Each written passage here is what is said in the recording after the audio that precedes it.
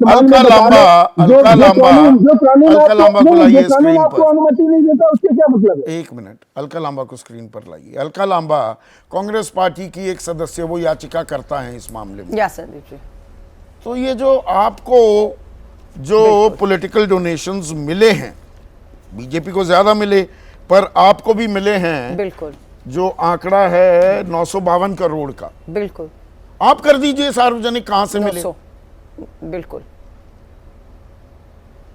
बिल्कुल। संदीप जी, एडीआर के फाउंडर ने क्या बताया? क्या कांग्रेस चाहकर भी नाम बता सकती है? नहीं, क्योंकि वो नाम कांग्रेस को नहीं पता है। वो इलेक्ट्रोल बॉन्ड किसने बनवाया ये एसबीआई और सरकार को ही पता है। हमें पता होता हम बता देते। इसलिए एडीआर के जो फाउंडर है उन्होंने कहा कि ये जानकारी पार्टियां नहीं दे सकती, पार्टियों से मांगकर आप गलत कर रहे हैं। ये पार्टी चुनाव आयोग को पार्टियों से मांगने की बजाय एसबीआई और सरकार से मांगनी चाहिए। 2017 में अरुण जेटली जी मनी बिल लेकर आते हैं। क्यों? क्योंकि इन्हें पता था कि कांग्रेस इसका पुरजोर विरोध कर रही है, राज्यसभा में यह गिर जाएगा, इसलिए मनी बिल आया और लोकसभा में बहुमत पास करवा ले गए। 2016 में नोटबंदी होती है, 2017 में इलेक्ट्रोल बॉन्ड आता है, और उसके बाद क्या, जो शेल कंपनियों की आप बात कर रहे हैं, हमारे भी तो वही आरोप है। अडानी की शेल कंपनियों में 20,000 करोड़ किसका है, हम बार बार पूछ रहे हैं। क्या वो इलेक्ट्रोल बॉन्ड के माध्यम से भाजपा के चंदे में गया है? कुल चंदे का 60%, लगभग 60% भाजपा के खातों में गया है। हमारी भी चिंता वही है। आपके जो आप सुनने वाली ऑडियंस है, जो मतदाता भी है, नागरिक भी है, उससे उसके जानने के अधिकार को छीन लिया गया है। सुप्रीम कोर्ट ने टिप्पणी की है कि जानने का अधिकार, सूचना के अधिकार कानून को कमजोर कर दिया है। वो अब बेकार रद्दी की टोकरी में चल गया है, क्योंकि आप कोई जानकारी नहीं देंगे, लेकिन आप 80 करोड़ लोगों की जानकारी को सार्वजनिक कर रहे हैं। उनका आधार, उनका पासपोर्ट, उनके फोन नंबर बिक्री के लिए। मैं नहीं कह रही, बिजनेस स्टैंडर्ड की रिपोर्ट जो है आज खुलासा करती है कि 80 करोड़ लोगों की जानकारियां बिकने के लिए वेबसाइट पर खड़ी हुई हैं। सरकार मौन बैठी हुई है और हमने विरोध किया। एडीआर वही कर रहे सुप्रीम कोर्ट में जो कांग्रेस चाहती है या हमारा याचिका करता चाहता है। इनसे तो यह भी पूछा था कि कोरोना महामारी में पीएम केयर फंड जो था उसकी जानकारी के लिए पूछा, तो बोला पीएम केयर फंड तो निजी है, सरकार से कोई लेन देन ही नहीं है उसका। सो हमारी भी वही चिंता है कि भाजपा को जो आज कंपनियां जो हैं, चाहे वो भू माफिया हो, आपका मुंबई का धारावी की झुग्गियां किसने खरीद कर बिल्डिंग खरीदनी है, एक ही पूंजीपति मित्र है, अडानी नाम है।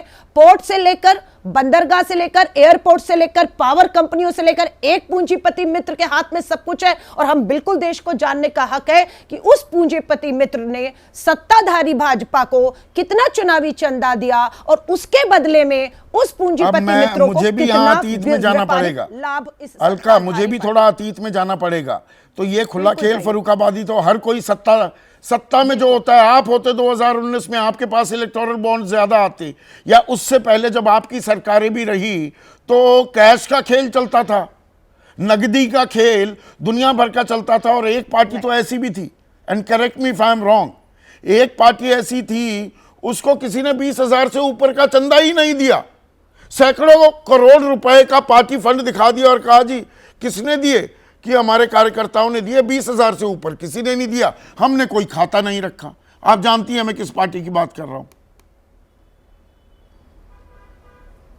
मैं बिल्कुल सहमत हूं। मुझे ये बताइए, 1947 में देश आजाद हुआ, 52 में चुनाव हुआ, तब से लेकर सिस्टम को दुरुस्त करने का काम, कमियां पहले भी थी अब भी होंगी, और दुरुस्त करने का काम, पारदर्शिता का काम, जवाबदेही का काम, ये निरंतर जारी रहेगा, ये कभी खत्म नहीं होने वाला है। लेकिन ये जो इलेक्ट्रोल बॉन्ड के माध्यम से काला धन आना था ना, वो काला धन आया देश के बैंकों में, आरबीआई के पास। आरबीआई ने, आपने खुद बताया, सुप्रीम कोर्ट, चुनाव आयोग और आरबीआई ने इस इलेक्ट्रोल बॉन्ड को जो है वो बिल्कुल गलत और सिस्टम को नुकसान पहुंचाने वाला, काले धन को बढ़ावा देने वाला, टेरर फंडिंग आप बोल रहे हैं, बिल्कुल चिंताजनक है। ये आरबीआई के शब्द हैं, मनी लॉन्ड्रिंग को बढ़ावा देगा, पैसा इस पे लगा रही। मैं वही कह रही हूं, 3 बड़ी संस्थाएं हैं, तीनों ने इसको गलत ठहराया, लेकिन उसके बाद सत्ताधारी, आप कांग्रेस को इतना फंड मिला, हम तो कह रहे हैं हमें जो फंड जिसने भी इलेक्ट्रोल बॉन्ड के माध्यम से दिया है एसबीआई को, हम कह रहे हैं जानकारी दीजिए देश को। हम भी जानना चाहते हैं कि हमारे दरवाजे पर जो इलेक्ट्रोल बॉन्ड छोड़कर गया वो कौन था और उसको क्या। जैसे ही घड़ी का काटा दोपहर 2:30 पे आए, बबीता जी का दिल सास बहू साजिश के लिए मचल जाए। और ये है इनकी बहू, पूरे दिन ऑफिस की टेंशन हो जाए गॉन जब ये करें अपना फेवरेट शो फ्री टाइम पे ऑन। इनकी तरह आप भी देखें अपना फेवरेट शो अपने टाइम पर और डाउनलोड कीजिए एबीपी लाइव ऐप अपने स्मार्ट टीवी पर।